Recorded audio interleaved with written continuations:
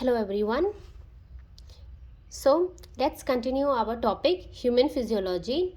Our today's topic is locomotory system. Fine. Locomotory means locomotion or the movement of organism from one place to another place. ये होता है मतलब जब हमारी body या कोई भी ऑर्गेनिज्म एक जगह से दूसरी जगह पर मूवमेंट करते हैं. लेकिन लोकोमोटिव सिस्टम के अंदर जब हमारी बॉडी रेस्टिंग फेज पर भी होती है तब भी हमारी बॉडी के अंदर बहुत सारी मूवमेंट्स होती हैं. फॉर एग्जांपल सेल्स का वर्क करना, transportation of anything like oxygen, minerals, सब कुछ हमारी बॉडी में जो ये मूवमेंट्स होती हैं ये सब हम किसके अंदर पढ़ेंगे? लोकोमोटरी सिस्टम के अंदर. In simple language, we can say that the system which function in the movement of organisms from one place to another place. Okay? अब हम इसकी पार्ट्स के बारे में पढ़ेंगे कि लोकोमोटरी सिस्टम के अंदर कौन कौन से पार्ट्स मेनली वर्क करते हैं. It consists of mainly two parts, muscles and skeletal system. Skeletal system से मेनली हमारी कौन सी चीज़ें आती हैं? बोन्स हमारी आती हैं. Everything is related to bones that is comes under skeletal system. First one है हमारा मसल्स. तो हम अब फर्स्ट में क्या पढ़ेंगे? Muscles. It is of 3 types. Muscles भी हमारी बॉडी में कितने टाइप्स की होती हैं? 3 टाइप्स की होती हैं. कौन कौन सी? First one is skeletal, second one is visceral and third one is cardiac muscles. इनके बारे में हम ब्रीफली इसलिए पढ़ रहे हैं क्योंकि इनके जो फंक्शंस और इनका स्ट्रक्चर है उसके बेस पर इन्हें डिफ्रेंशिएट किया गया है.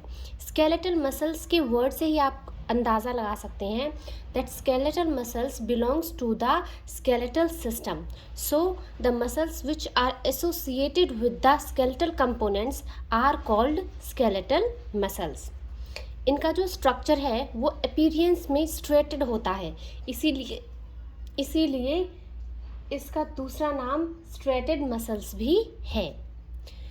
They are also called striated muscles. Striated means क्या होती है? स्ट्रिप्स टाइप की. आप जब हम इन सेल्स को माइक्रोस्कोप में देखते हैं तो हमें स्ट्रिप्स दिखाई देती हैं अलग अलग. ओके.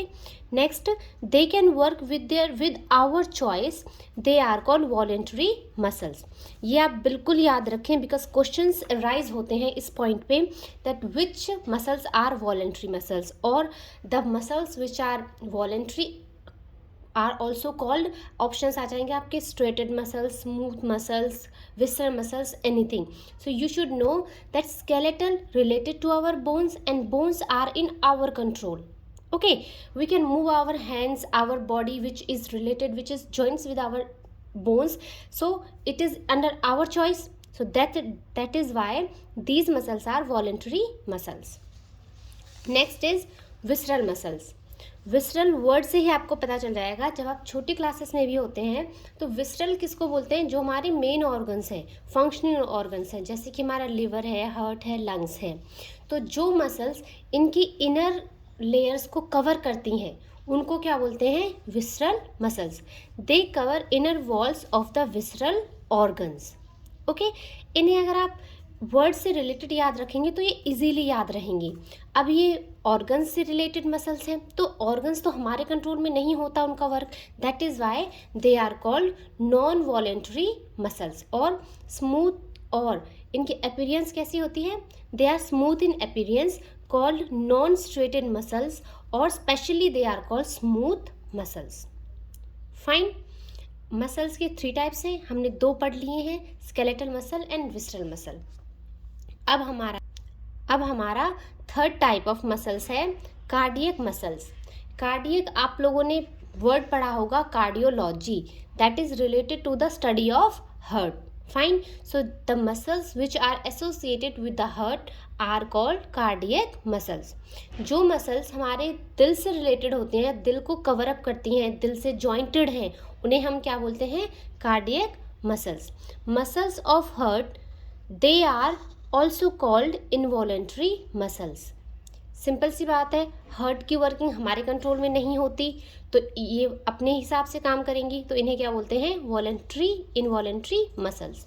एक खास बात या फिर इम्पॉर्टेंट नोट जो आप कार्डियक मसल्स से रिलेटेड लिख सकते हैं वो ये है कि कार्डियक सिस्टम, जो आपका हार्ट सिस्टम है, कार्डियक मसल्स हैं, ये अपने आप वर्क करती हैं, ये हमारे नर्वस सिस्टम से कंट्रोल नहीं होती।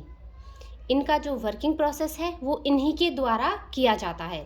सो they are myogenic, and myogenic means they controls their functions by their own. ये अपनी फंक्शंस को खुद कंट्रोल करती हैं, that is why they are called myogenic. Okay, अब है हमारा जो लोकोमोटरी सिस्टम है वो हमारा 2 पार्ट्स में डिवाइडेड था। फर्स्ट वन था हमारा मसल्स एंड सेकेंड वन था स्केलेटल सिस्टम।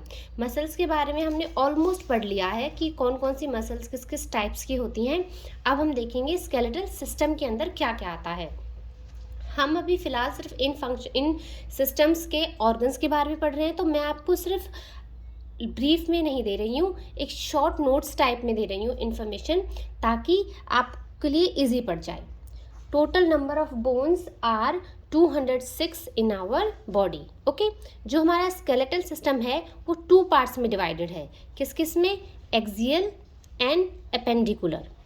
एक्सियल का मतलब क्या होता है? अपर, और एपेंडिकुलर का मतलब लोअर। फाइन।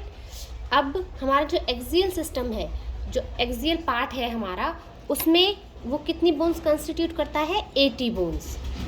ठीक है, इसके पार्ट्स हैं स्कल, वर्टिब्रल कॉलम, स्टर्नम और रिब्स। इनके बारे में हम ब्रीफली पढ़ेंगे अच्छे से एक्सप्लेनेशन के साथ, बट आपको अभी फ़िलहाल इतना पता होना चाहिए कि एक्सियल में आपके कौन कौन से पार्ट्स होते हैं।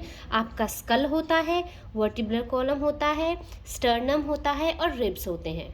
ठीक है, वहीं एपेंडिकुलर के पार्ट्स होते हैं आपके लिम्स और गर्डल्स।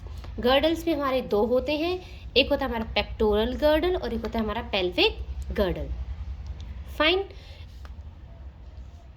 आज के लिए, इस वीडियो के लिए, जो हमारा लोकोमोटरी सिस्टम से रिलेटेड है, इतना ही है। ये इसके पार्ट्स हैं, ये मैंने अच्छे से एक्सप्लेन करके बताए हैं। If you like it, please share it and subscribe it. Thank you.